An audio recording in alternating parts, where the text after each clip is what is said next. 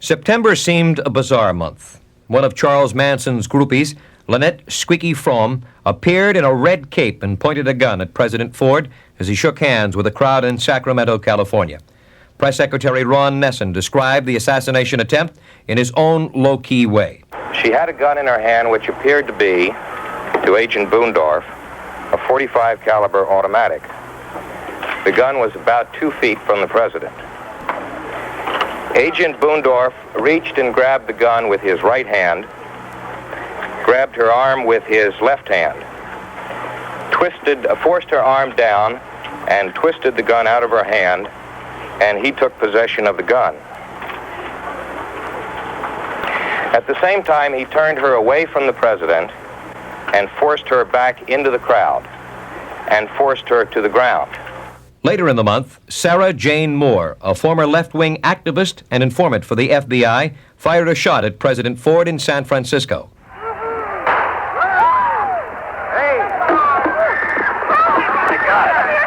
My God, there's been a shot. There's been a shot. Stay back. Up on the sidewalk. We're being pushed back by the police.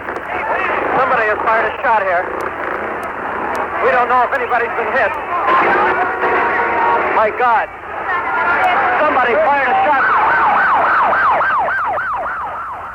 Richard Crone, a bystander, described what he saw. I was standing about as close as you could get, which was probably about 50 feet from the president, and we were waiting about an hour for him to come out. When he came out of the hotel, everybody said, "There he is," and the president, the shot was fired, and in the beginning it appeared to be more of a backfire, and then you could see a puff of smoke across the street, and then everybody immediately knew what it was.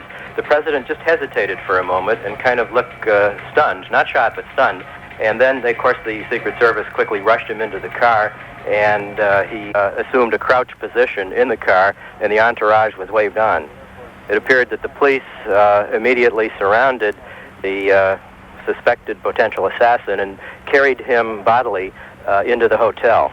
President Ford said there would be no change in his travel plans. This incident, under no circumstances, will prevent me or preclude me from contacting the American people as I travel from one state to another and from one community to another. In my judgment, it's vitally important for a president to see the American people. In a capture that was almost anticlimactic, Patricia Hearst was taken into custody in San Francisco. Ms. Hearst and two of her Confederates in the Symbionese Liberation Army, William and Emily Harris, had been fugitives since February of 1974. The arrests were made as the result of tips from Walter Scott, brother of radical sports figure Jack Scott, who was a friend of the members of the SLA. It was reported that Miss Hearst's defense would center upon her claim that she was forced to participate in the group's illegal actions. Charles Bates of the San Francisco FBI announced the arrests. In continuing this investigation into some other areas in that general area, we arrested Patty Hearst and Wendy Yoshimura at 625 Morse, M-O-R-S-E, in the Outer Mission District. In world news, Secretary of State Henry Kissinger scored a major victory in the Middle East this month as Israel and Egypt reached an agreement on a new Sinai Accord. One of the provisions of that agreement was that American technicians be stationed in the Sinai, which caused some debate in the Congress. Kissinger spoke of the agreement. 2 weeks of intensive negotiations. An agreement was worked out which balanced the requirements of Israel against the necessities of Egypt, and which at a minimum has given a period of respite, and which, with wisdom and good fortune, might open the door towards peace in the Middle East. Meanwhile, the Organization of Petroleum Exporting Countries called for a 10% rise in oil prices. President Ford commented. Last week's decision by the OPEC foreign oil cartel to raise their prices to American consumers by 10% provides beyond any further argument the urgent need for the United States to produce or reduce its growing dependence on imported fuel at prices arbitrarily set by others. In Europe, 7 countries recalled their ambassadors when the execution of 5 Spanish terrorists set off waves of protest. And in Turkey, nature proved more deadly than all political terrorists combined when an earthquake killed 2,200 people. In Portugal, protests continued as large numbers of communists and anti-communists fought for control of the press and the radio stations. A coalition cabinet, largely non-communist, was sworn in with José Pinheiro de Azevedo as premier. In the United States, the controversy over busing continued in the wake of violent protests, especially in Boston and in Louisville. President Ford stated his position. Now, regardless of how we individually may feel, the law of the land must be upheld. But if I could give you a view that I have expressed not just recently, but for 10 or more years, there is a better way to achieve quality education in America than by forced busing. And Arthur Fleming of the Commission of Civil Rights disagreed. There can be no turning back. Segregation is unconstitutional. Desegregation must be achieved if our constitutional form of government is to work, is to be respected. We regard this area, the desegregation of the public schools of our nation, as the single most important issue confronting us in the whole civil rights field. And in Rome, Pope Paul VI declared Mother Elizabeth Seton a saint, the first American-born person to be honored with sainthood. Sometimes it seemed as if the entire Democratic Party was running for president. In late 1975, the contingent started exercising their vocal cords. Governor Milton Schaap. I seek the presidency of this country to supply that kind of leadership, to build a new spirit among our people, and to give new impetus to the forward motion given by Franklin Roosevelt in the 30s and by John F. Kennedy after the doldrums of the 50s. Senator Birch Bayh. It is to restore moral leadership in the White House of this land that I am today declaring my candidacy for the presidency of the United States. George Wallace. The survival of the middle class is going to, in my judgment, be the issue, and I believe the middle class in this country is too strong and intelligent and ingenious to allow the government of the United States to crush them to death, because the elitist intelligentsia cannot control you and want you out of existence, and therefore, my friends, I think I will be involved to carry that message in 1976. Terry Sanford. The press has given far too much attention to George Wallace, and understandably so. I don't think anybody has been willing to talk about him and face him, and I think too many people have been afraid of him. I believe he needs to be taken on. I'm the one to take him on. Sergeant Shriver. That may be hard for some to believe, but I am not motivated by lust for elective office or power. I know too well, and in ways too personal, the sadness and isolation that can be associated with the presidency. Other Democratic contenders were Henry Jackson, Fred Harris, Jimmy Carter, Lloyd Benson, Frank Church, Morris Udall, and Robert Byrd. Although not a declared candidate, the name Hubert Humphrey kept popping up in political conversations. The Republicans were also tuning up. Ronald Reagan. I know you're all wondering why I asked you here. Now, thank you very much. Thank you for coming. I've called this press conference to announce that I am a candidate for the presidency and to ask for the support of all Americans who share my belief that our nation needs to embark on a new and constructive course. And of course, President Gerald Ford. I expect to work hard, campaign forthrightly, and do the very best I can for America in order to finish the job I have begun. The Middle East continued to be one of the world's major trouble spots during October. Fighting in Beirut intensified as Muslims battled Christians and leftists fought phalangists. Joe Kemelek reports from Beirut. I watched as Lebanese security forces fired on snipers who have been shooting at passers-by and firemen who are still trying to douse the last flames from major fires which burned through the night in downtown Beirut. An entire market area specializing in textiles and women's fashions was burned out in the fire, and at least 10 major buildings were also gutted by fires started by rocket and dynamite blasts. With the fighting, bombing, and burning of last night, 3 major areas of downtown Beirut have now been devastated. The suburbs are also in ruins. And still the fighting continues in the daylight hours in the suburban areas of Ain Ramane and Shia. With the latest and 6th ceasefire in shreds, Lebanese Premier Rashid Karami has threatened to resign in protest over a lack of cooperation from other government leaders. Karami has flown to Damascus to seek the help of Syrian President Assad and Foreign Minister Qaddam, who mediated the last ceasefire here. Meanwhile, the shooting continues, and the hospitals are turning away the wounded because their beds are full. This is Joe Kamalik, Group W News in Beirut. Egyptian President Anwar Sadat, in his first visit to the United States, explained his view of Zionism. The Jews, okay. Even in our Quran, we were ordered by God to believe in Moses, Isaac, all the prophets of Israel. It is an order in Quran.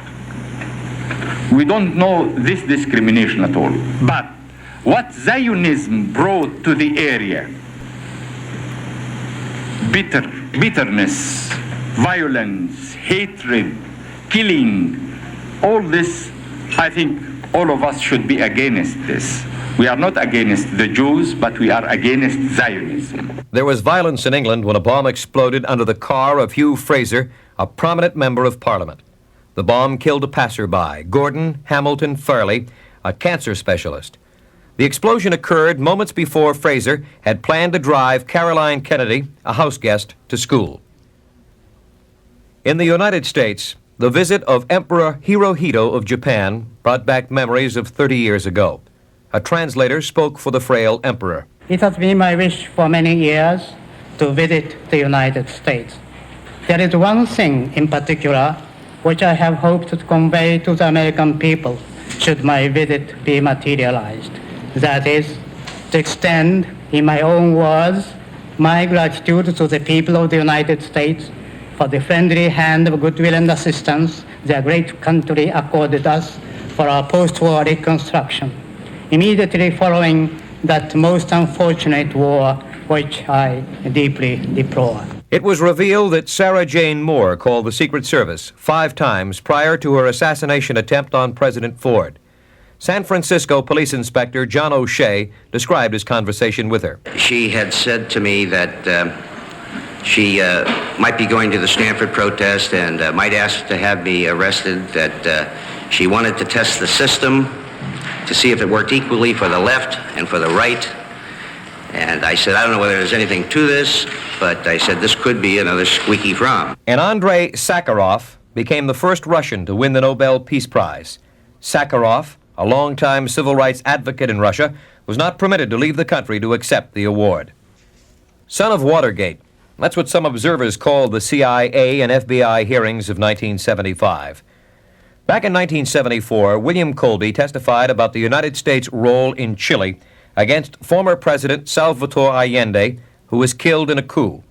In late December of 1974, illegal CIA operations against dissidents and Vietnam protesters were revealed, including files, use of infiltrators, and surveillance. Committees were set up to study the agencies. Senator Frank Church talked about the discoveries. We have sufficient corroborating evidence to make it clear that the CIA was involved not only in planning, but in certain cases also in attempted assassination. A CIA plot to assassinate Fidel Castro of Cuba was discovered. Here was a man that turned over the sacred soil of Cuba in 1962 to the Soviets to plant nuclear warhead short-range missiles which could destroy every city east of the Mississippi, but these missiles could not reach any of his land. This was a climate in which people had to think what to do. And before criticizing anything that was done, whether I knew of it or not, I did not, I would think a little bit about the conditions of the time. The question remained, who directly approved the plot? Former Attorney General Nicholas Katzenbach testified that Presidents Kennedy and Johnson didn't. Neither President Kennedy nor President Johnson ever gave me any orders whatsoever with respect to things they wanted undertaken or anything that interfered with any case that we had. They did give orders, but the orders were always at my suggestions. Another problem remained. Were these testimonies dangerous to the security of the country and to the security of CIA agents? Ex-CIA agent Michael Ackerman reported the effect of the committee's questioning. I resigned because I could no longer do my job. The CIA is paralyzed, and that is a national tragedy. No intelligence agency can sustain its operations amidst the public clamor which has surrounded the CIA for the last 18 months. Foreign sources, often in contact at the peril of their lives, no longer trust in the ability of the CIA to protect their identities and their information. And politicians argued the merits of the hearings. Senator Lowell Weicker. When are we going to go ahead and do the necessary? We know what the necessary is. We keep on postponing it, postponing it, postponing it. We have to be engaged in more fact-gathering, more fact-gathering. I don't want any truth withheld from the American people, but for God's sakes, when is it that we're going to grapple with the problem and bring it under control so we can assure people, so we can assure our constituents today? I can assure you that no, your tax return is not being looked at. I can assure you that the CIA and the FBI policies are such that they are doing their job according to law. When is it that we're going to be able to come forth with that response? Senator Barry Goldwater disagreed. A tidal wave of criticism has swept over the intelligence community of our country, much of which is mistaken or unwarranted. The damage is severe. If continued, its survival is uncertain. Another wrinkle was added when it was discovered that the FBI and the Dallas police knew about Lee Harvey Oswald's presence in Dallas before the assassination of John Kennedy. Senator Richard Schweiker pondered the possible intricacies of this discovery. They give him his passport back after he renounced his citizenship and handed over the secrets, and they pay his airfare back from the State Department back to this country, comes back to this country, applies for a new passport, and he gets a new passport like that after he renounced the country's citizenship and turned over secret. I couldn't do that for my constituent no matter how hard I tried. Just looked like somebody up there cared for Lee Harvey Oswald. In September, William Colby told the Senate Select Committee on Intelligence about the development of poisons and biochemical weapons. Frank Church described some of the poisons. Cobras injected directly through their fangs. I don't know what methods the CIA had devised. However, how did they get it? That too will become clear in the course of the hearings, for various instruments designed for the purpose of transmitting these toxins also have been discovered. Under questioning, Colby told of a CIA officer finding poison. At the time the toxin was found, the officer responsible for the project in 1970 stated that he had no recollection as to how it got there. Charles Sensony, an Army weapons expert, described a plan to test germ warfare in the New York subway system. Well, there was one person that was the operator, if you want to call it an operator, who rode a certain train and walking between trains, dropped what looked like an ordinary light bulb, which contained biological stimulant agent. Then the next train came by, and of course would stir up the aerosol by driving over it at, say, 60 miles an hour, and this was continuously done by certain subways. Senator Church went on to disclose that the FBI made at least 238 illegal burglaries during the years of 1942 to 1968. During the FBI testimonies, a report was read concerning FBI surveillance of an alleged communist sympathizer. Intelligence Commission counsel Fritz Schwartz reports. Quotes, "The Bureau does not agree with the expressed belief of the New York office that Mr. X, not using his real name, Mr. Chairman, pursuant to your injunction, that Mr. X is not sympathetic to the party cause. While there may not be any direct evidence that Mr. X is a communist, neither is there any substantial evidence that he is anti-communist. Therefore, the instruction is keep going, and hope to find him." It was also discovered that the FBI harassed Martin Luther King for 10 years before his assassination. Senator Walter Mondale gave his impression of the FBI hearings. It is clear that the FBI's authority for these programs is essentially non-existent. I am not persuaded that the secret presidential orders of President Roosevelt support the domestic intelligence program. And even if it did, I do not believe that any president has the authority to order the FBI or anyone else to spy on Americans, to burgle their homes, to wiretap them, to open their mail, or to blackmail them. The lesson we learn from this history is that we cannot keep our liberties secure by relying alone on the good faith of men with great power. As Mr. Justice Brandeis once wrote, experience should teach us to be most on guard to protect liberty when government's purposes are beneficent. The greatest dangers to liberty lurk in the insidious encroachment of men of zeal, well-meaning, but without understanding. I intend to nominate Donald Rumsfeld as my new Secretary of Defense. It is my intention to nominate Ambassador Bush to be Director of the Central Intelligence Agency. Elliot Richardson will be nominated to become Secretary of Commerce. November brought a major shakeup of the country's top security posts. President Ford explained he wanted a team that was his own. At the same time, Vice President Nelson Rockefeller told Ford that he would not be his running mate in 1976. Do you feel that the president definitely wanted you to step aside? No, I think the president recognizes the amount of energy that is being spent in what I call party squabbles, and that it's not productive in terms of national interest, in my opinion, and I think he understood what I was saying. He agreed to the course completely, and I wrote the letter. James Schlesinger lost his post as Secretary of Defense. In his final speech, Schlesinger stated the views on détente that had caused problems between him and Secretary of State Kissinger. Though we should pursue détente vigorously, we should pursue it without illusion. Détente rests upon an underlying equilibrium of force, the maintenance of a military balance. Only the United States can serve as a counterweight to the power of the Soviet Union. Supreme Court Justice William O. Douglas retired from his post after more than 36 years on the bench. Douglas attempted to keep working after a serious stroke, but his deteriorating health became a serious impediment to his work. Here are some of his views on American democracy. Wherever you go, you'll find racial tensions and religious tensions and tensions arising out of ideological conflicts. They're not peculiar to this country. Every country has them to some degree.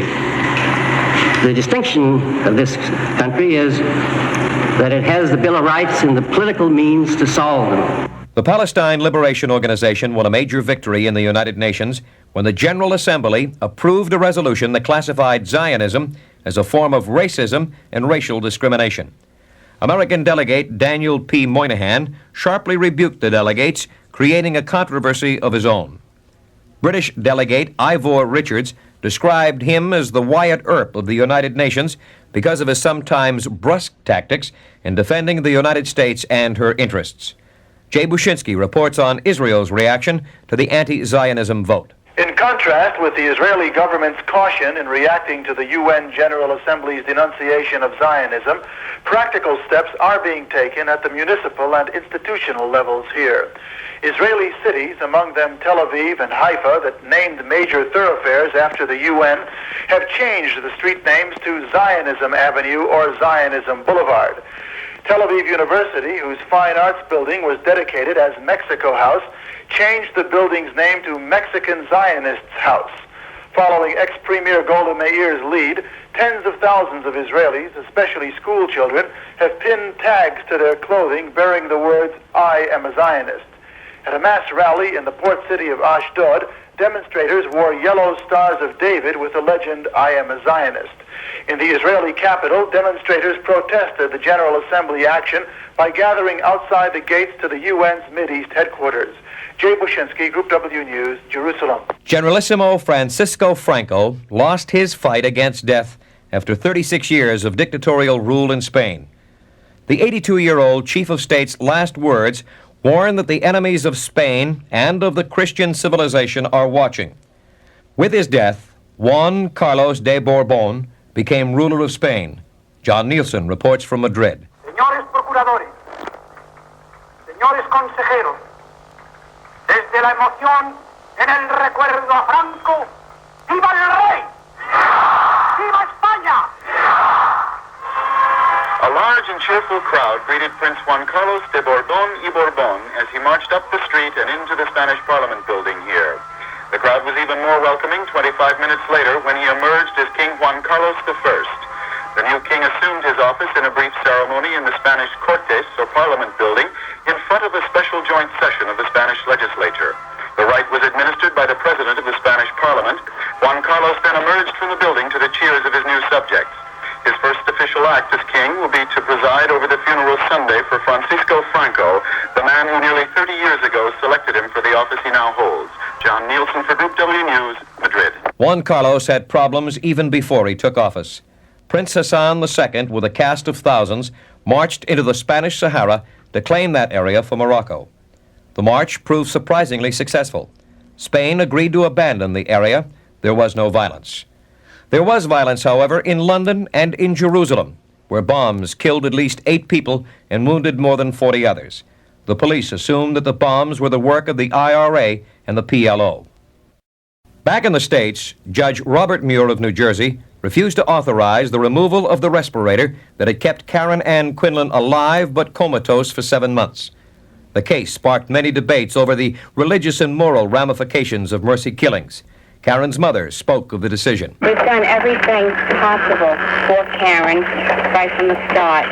We've done everything medically possible, spiritually possible, and to bring it to the court was the last resource that we had, and we would do the same thing over again. In a surprise upset, the New York and New Jersey voters turned down the passage of the Equal Rights Amendment. Supporters for the ERA accused opponents of spreading misunderstandings about the effects of the amendment. And in this year of bizarre events, food writer Craig Claiborne and a companion were treated to dinner at a Paris restaurant as part of an auction prize from Channel 13 in New York. The bill for the dinner was $4,000. When American Express, who paid for the meal, was told of the bill, an official calmly asked, $4,000? Was it francs or dollars? Meanwhile, the state of the economy continued to improve. Third quarter productivity increased and unemployment dropped to 7.7%. Exports were selling 9% higher than in 1974, and the trade surplus was $10.6 billion for the first 11 months of 1975. Despite all this good news, New York City was having problems. New York has always been a generous city, spending more money for social programs than any other major city in the country. This, coupled with mismanagement of the city's funds, high tax rates forcing large companies to leave New York, and financial setbacks in the nation as a whole, caused New York City to teeter on the edge of default.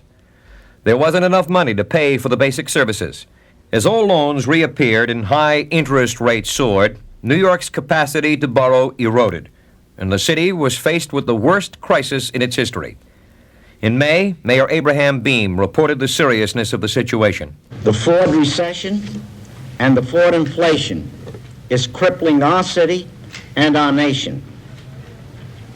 The Ford answers to New York's problems, created not by the sins of its people, but by national policies, is to advise us to cripple our vital services. Governor Hugh Carey spoke to President Ford about New York's problems and received no sympathy. I don't want to attribute anything to the president that was said in a confidential or a meeting that he gave to us to make our case. But there were some political observations made at that meeting that, frankly, had any political figure made those observations in New York, he couldn't run in this state. Some of the suggestions that were made were heartless. I'd just say that some of the ideas they had, what the city might do, would have turned the city into literally a place of bloodshed. The Municipal Assistance Corporation was founded in June, and Big Mac attempted to turn $3 billion of the city's short-term loans into long-term bonds. Governor Carey described what Mac would do. Work with the city to get the city out of the high-cost short-term debt market and cover the city's immediate needs, and then try to restore the fiscal stability of the city's budget. But the trouble continued. Mayor Beam threatened massive layoffs, but Republican State Senate Leader Warren Anderson disagreed. Unfortunately, there must be some layoffs, but I submit that there's no need for layoffs at the level that he's projecting. There's no need for layoffs in the essential services such as fire, police, and sanitation. Layoffs began.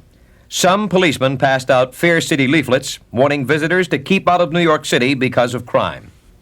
In July, they passionately protested the layoffs. Laying off 4,000 more. Tomorrow's going to be paralyze this city tomorrow. We're going to Albany now. Tomorrow's another day.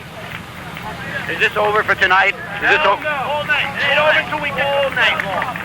Political. The whole thing is political. You know, he wanted to build a $300 million convention center. This political games. It's unreal.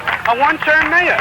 Instead of cutting back on welfare, here he is, and it's a shame. Default loomed. The city averted it by hours in mid-October when the teachers' union agreed to lend $150 million from its pension funds. Albert Shanker, president of the teachers' union, explained the decision. Since no one else has come forward, that this decision is a correct one. I think that both the schools and the unions and the city would be subject to greater and more drastic cuts and reductions if there were defaults. But it was only a temporary solution. Mayor Beam sought federal loan guarantees in Washington. There can no longer be any doubt that without appropriate federal assistance, there will be a municipal default in New York by the end of the year, and with it, national and international consequences that will touch the lives of every American. President Ford had a clear-cut issue before him. He took a stand. There can be no doubt where the real responsibility lies.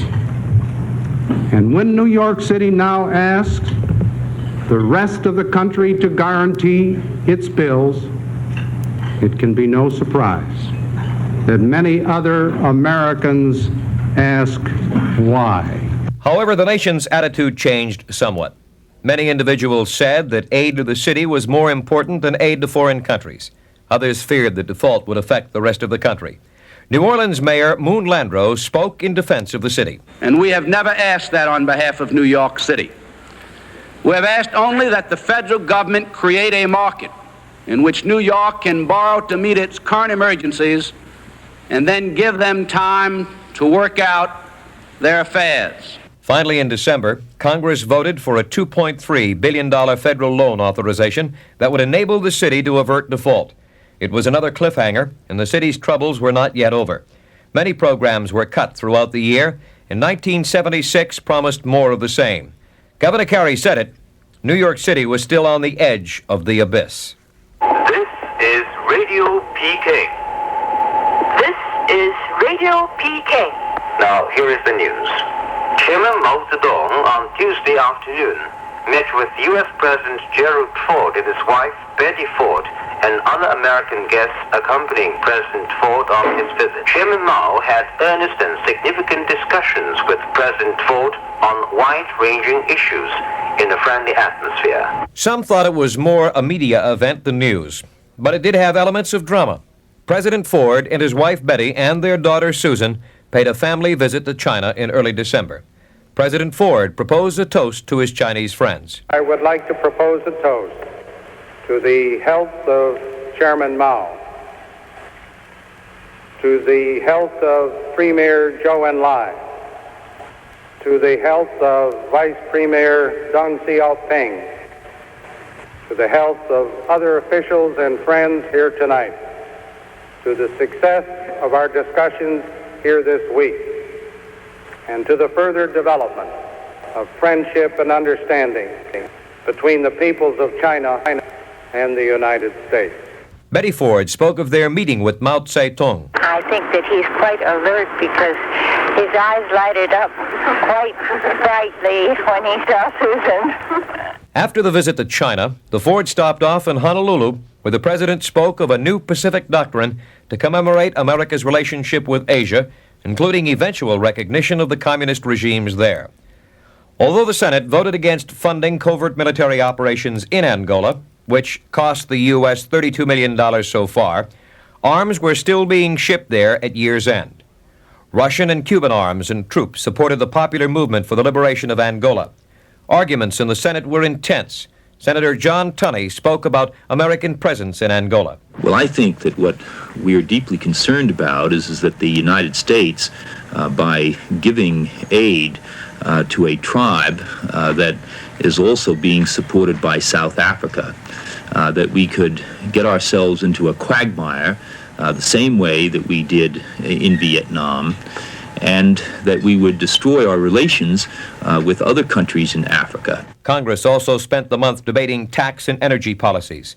There was a fight to approve the $13 billion tax cut bill that was enacted temporarily last spring. The Republican minority attempted to tie the extension to a $393 billion federal spending ceiling for next year. When this failed, President Ford vetoed the bill. It was finally passed when the Congress added a commitment to control federal spending during 1976. 1975 began with a search for legislation involving the energy crisis, and it ended with a last-ditch effort to take action. President Ford explained what the new energy legislation would do. It will enable us to set up a strategic oil storage system, convert more utility and industrial plants to coal, and take other steps to increase production and promote energy conservation. It makes possible the removal of the oil import fee of $2 per barrel. 3 people were killed and 60 held hostage by a band who called themselves the Arm of the Arab Revolution at the OPEC conference in Vienna. Lucy Seke reported on the incident from Vienna. Terrorists have taken over OPEC conference headquarters here in Vienna. The 4 men and a woman entered the building this morning and walked through the lobby single file. A few reporters saw them walk by toward the stairs. One of the men asked this reporter in a heavily accented English if the conference session was still going on. They were all short and slight of build. One had curly red hair. As they climbed up the stairs to OPEC first floor offices, I noticed they were carrying sport bags. It was the first sign that something strange was happening. Immediately afterwards, we heard an explosion. A few persons rushed up the stairs. One said, "I see a gun." 2 more shots were fired. All reporters ran out of the building. Some minutes later, police and an ambulance arrived. A badly wounded Austrian security officer was taken away. Then a terrorist who identified himself as Latin American was driven to a hospital. Later, an OPEC employee came out with a note in French asking for a bus to the airport and a DC-7 to fly 30 hostages out of the country.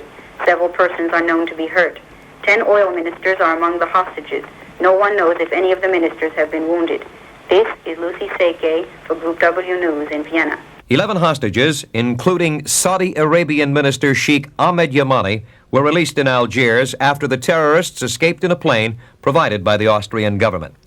Richard Welch, recently revealed as a CIA agent by a Greek newspaper, was killed outside his home near Athens. Richard James, editor of another newspaper, described the assassination. At approximately 10:30 p.m., Mr. Richard Welch, driving home from a reception, a Christmas party reception at the U.S. ambassador's residence, stepped out of his car in the Athens suburb of Psychico, and as he was leaving his car, 3 masked gunmen drew up and shot him at point-blank range.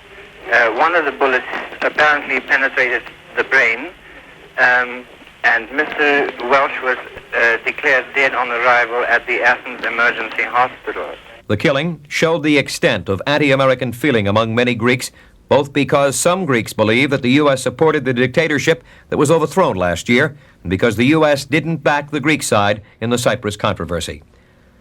Holland, usually recognized as a tolerant and peaceful country, experienced a wave of terror when South Moluccans attacked the Indonesian embassy in Amsterdam and held 50 Dutch hostages on a train. The group was seeking publicity in their fight for independence from Indonesia. In the United States, a powerful explosion killed 11 people and wounded 45 at LaGuardia Airport in New York on December 30th. No group claimed responsibility, and investigators were stumped for a motive in that crime. A member of the rescue crew described the effects of the blast. This was one of the worst that I've been to as far as the on-the-scene impact of the explosion. Glass was strewn all over the streets. There were bodies lying in the street. People were injured, running, screaming in the street. There was panic and bedlam throughout. Cancer experts said that certain foods in a diet may be related to the high incidence of the disease. Fats, alcohol, deficiency in vitamins A and C, and certain additives and contaminants were seen to be factors in causing cancer. In the Middle East, the United Nations peacekeeping force, stationed between Syria and Israel in the Golan Heights, was extended for 6 months. Also, Israel decided to boycott the UN Security Council meeting in January because the Palestinian Liberation Organization would be represented there. Both women held for the assassination attempts on President Ford last September were sentenced to life imprisonment. Sarah Jane Moore, who pleaded guilty to the charge, accepted the jail term calmly. But Lynette Squeaky Fromme continued her courtroom antics by throwing an apple at the prosecuting attorney. A group of Air Force officers demanded the resignation of President Isabel Perón of Argentina. The officers, who failed to stage a full-scale revolt against the president, were finally captured at their Air Force base near Buenos Aires. Both rightist and leftist groups have tried to overthrow Mrs. Perón since the death of her husband, Juan Perón. Controversy was generated when Judith Campbell Exner claimed to have been involved in a personal affair with the late President John F. Kennedy. What made that story spicier was that she was a close companion of reputed mafia leader Sam Giancana at the time. Mrs. Exner denied that there was any connection between the two. My relationship with Sam Giancana and my friendship with Johnny Roselli were of a personal nature and in no way related to or affected my relationship with Jack Kennedy, nor did I discuss either of them with the other. John Paul Stevens became the new Justice of the Supreme Court, taking the place of William O. Douglas. Justice Stevens, nominated by President Ford, is generally regarded as a conservative. Now here is Group W's Jim Durham to wrap up the sports news. A lot of frustrations came to an end in January's Super Bowl IX. The Pittsburgh Steelers finally got one. Collins pulling and blocking for Franco Harris. Harris running wide to the left. Swung into the end zone for the touchdown, and the Steelers are on the board with their first TD of the afternoon. The afternoon was a long one for the Minnesota Vikings and their quarterback Fran Tarkenton. But for Tarkenton, he would have his record-breaking day later in 1975. First and goal from the 6, Tarkenton jumping to Fromme, touchdown. He breaks the record. He breaks the record. And that one by Tarkenton is touchdown number 291 in France's career. The greatest touchdown-throwing quarterback in history. While a championship was a rarity for the Pittsburgh Steelers and their fans, certainly the opposite was true for UCLA's basketball Bruins, who in March sent Coach John Wooden out a winner. The game is over, and they're mobbing Johnny Wooden as he bows out with an NCAA championship. Such a wonderful year with working with these youngsters. It's just, I've never had a finer group. We haven't had a single problem off the court or on the court all year, and I'm happy that they could go out this way too. 2 months later, the professional version of basketball gave 1975 its top Cinderella story. The Golden State Warriors rallied from a 3-2 deficit to upset Chicago for the Western Conference Championship. Then in the NBA Finals, they gave the Washington Bullets a zip job. And Aural, those Golden State Warriors are champions of the world. They are the unbelievable champions of the world. The Cinderellas of the sports world. About the time Golden State was standing basketball in its ear, those Philadelphia Flyers were digging Kate Smith's act again.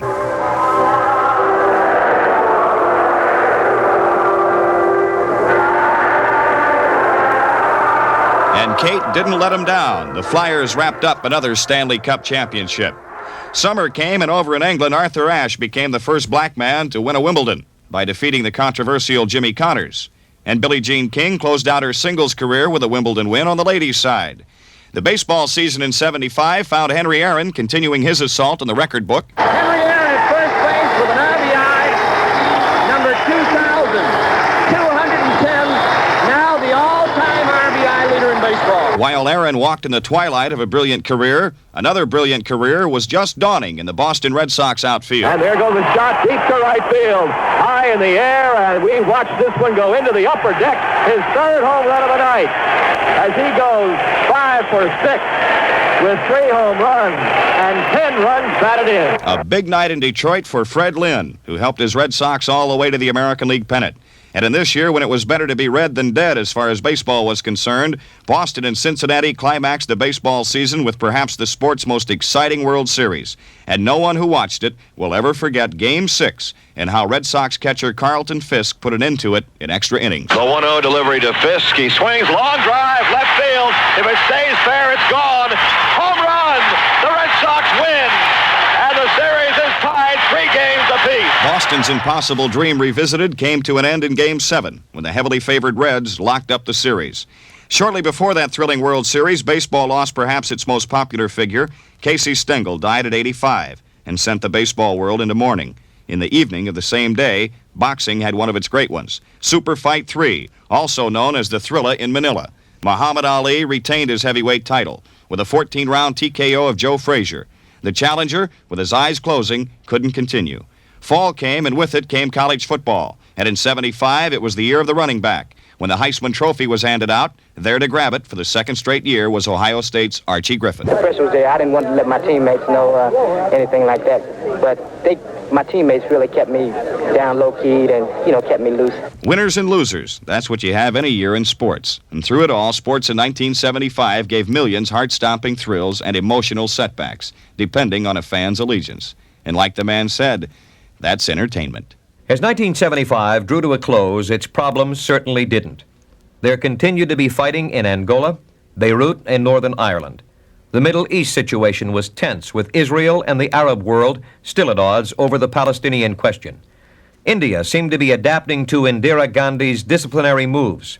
Spain, in the wake of Franco's death, promised further violence between rightists and leftists. Portugal, after a year of strife, was attempting to work out her political polarization.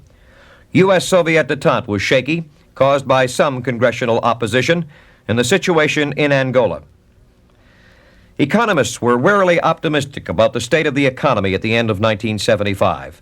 The Commerce Department said the nation's trade surplus might be $11.6 billion, compared to 1974's trade deficit of $2.4 billion. Exports also ran 9% higher than in 1974. And now, here to put the year in perspective is Group W's senior commentator, Rod McLeish. 1975 was a year of lurid contrasts. The war in Vietnam came to its searing, humiliating end and was almost instantly forgotten as a political issue. Against that clarity, against the turmoil of Portugal, the throttling of democracy in India, and other events that were, if not simple, at least explicit, a great, aching ambiguity seized and abused the American national body.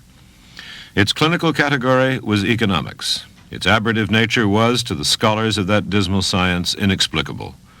The United States and much of Western Europe wallowed into a profound malaise that had not been seen before, a mixture of recession and inflation, whose most painful symptom was unemployment in huge amounts, the largest unemployment since the Great Depression. Although other events were more dramatic, simply because of their explicit quality, the state of the Western economy had to be the symbol of everything else meant in heaven and history books by the year 1975. The mystery inherent in the disease was enough to curdle confidence. You simply do not have recession and inflation going on at the same time. That is unclassical, economically illogical. The two taken separately are common bacteria. Each usually serves to wipe out the other. But in the worst recession since World War II, inflation was the partner, not the enemy, of the basic recessionary disease. All of this caused various crises of confidence during the year. The worst crisis, aside from the effects of an economy gone wrong, hit politics. President Ford, who had come to office under circumstances that were themselves unique in our history, was a man on a roller coaster of public esteem. He went to China and he was up. The baleful and mysterious economy ground on, taking its toll, and Mr. Ford was down. Ronald Reagan rose in the gathering of the year to challenge the president for the 1976 Republican nomination. At times he led Mr. Ford in popularity. At other times the two horses thundered down a lonely track, reversed their juxtapositions, and the president pulled ahead. What all of that amounted to was yet another test of the old American tendency to veer toward, but not necessarily finally embrace, the politics of oversimplicity in the face of intractable and incomprehensible national problems. The Americans seemed to sense that their basic economic problem was intractable and incomprehensible. The only thing clear about the economy was the pain felt as we suffered it. There was a remarkable public patience, a sort of stoicism which incorporated another old American belief that the derailing of something that usually ran pretty well, in this case the economy, was a temporary phenomenon. The old belief holds that there is a normalcy out there somewhere, and in time it will return. The factors which contributed to mysterious economic illness, some of them anyway, were not present in other slithers of the great system. Energy, environmental passions, interdependency to a degree never known before. These are all the qualifiers which may challenge that belief in an ultimate return to normalcy, a reversion to what we had before. Economics flavored everything as the year ended, including that particular cast of fortune which is an American presidential election. We ended the year waiting, baffled but still confident, wondering how the enigmatic illness would shape an American future that is now more unpredictable than ever before. This is Rod McLeish in Washington.